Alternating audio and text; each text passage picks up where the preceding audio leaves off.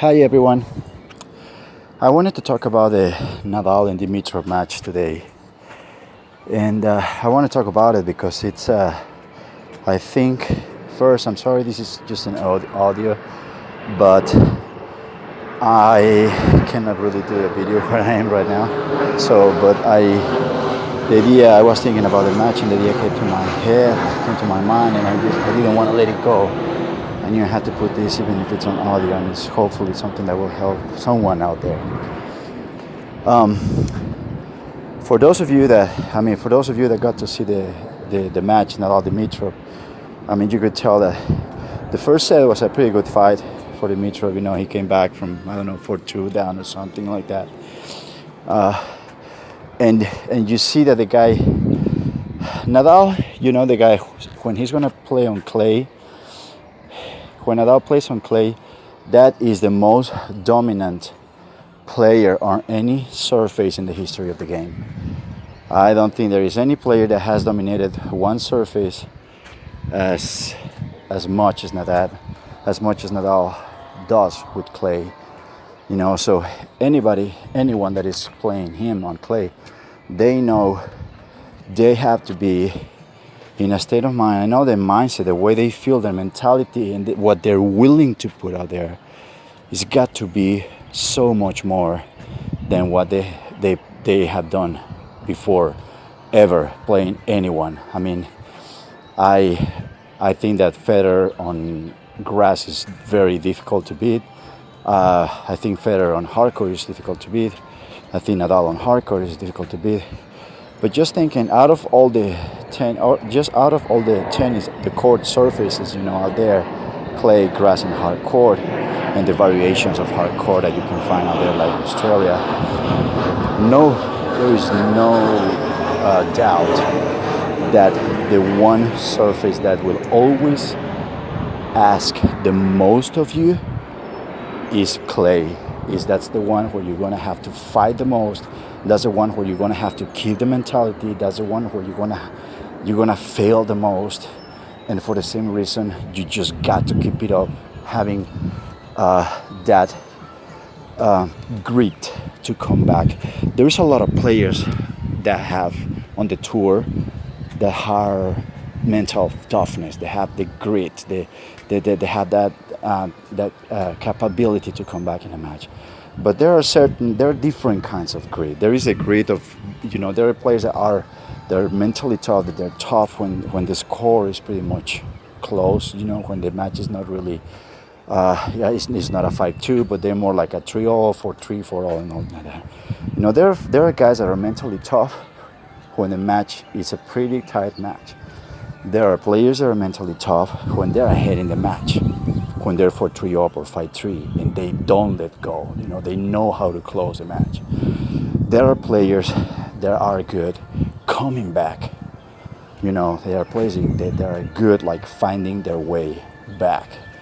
And when you plan it out, you have to be the kind of player that you have to be mentally tough. Starting, there are people that are good at starts, and there are people that are good at closing too. You plan it out, you gotta be really tough, mentally and physically, starting the match, because he's gonna come from point number one. He's gonna come after you. So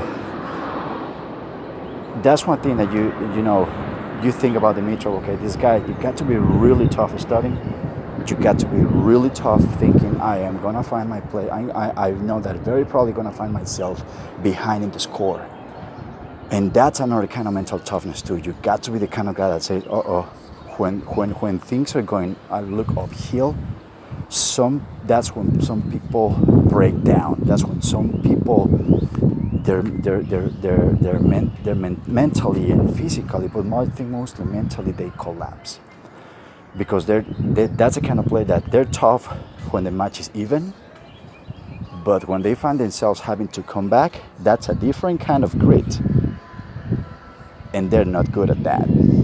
And hats off to Dimitrov that he was able to come back, and tie the score to 4 on that first set.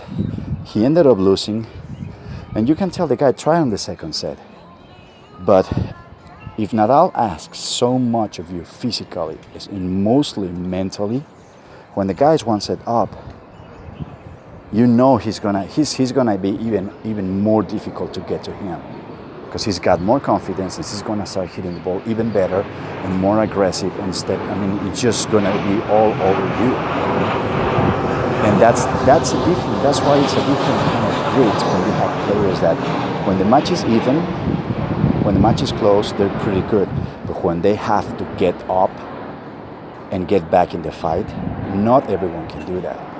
So this is just this is one of the things that I like to, when I watch tennis on TV. I like to analyze the strokes, but I love to analyze what I want. I like to see what the physical game does to the mentality of the players, to their and that mentality, they respond to that in their physique. You can tell the way they're moving. You can tell in the way they react after they play the points. You can tell on the way they're standing when they're receiving, the way they're standing when they're gonna serve, the way they stand when they're gonna hit a second serve, the way they stand when they have a break point against or for, and it's very important. That I think that's something that you as a player, you as a seller, you as an architect, you as a parent, you as a brother, you as a husband have to learn to read. You have to learn to read that, because that is something that reflects on everyone, and it's not something that is not something that reflects only in sports. That's something that we all do in our daily activities. And as usual, we could see that Dimitrov, I mean, he just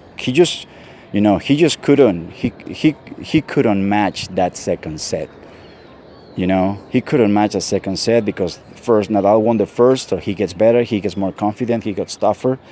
And Dimitrov, he fights, but you gotta have, there are several kinds of grit, and the grit to come back, it's very difficult to develop. And against someone like Nadal, it's not only having the grit to come back. You gotta have the mental toughness to say, I can get up, and even if I'm gonna be behind you the whole set, I'm still not gonna let go. If you give me a chance, I'm gonna try to get to you.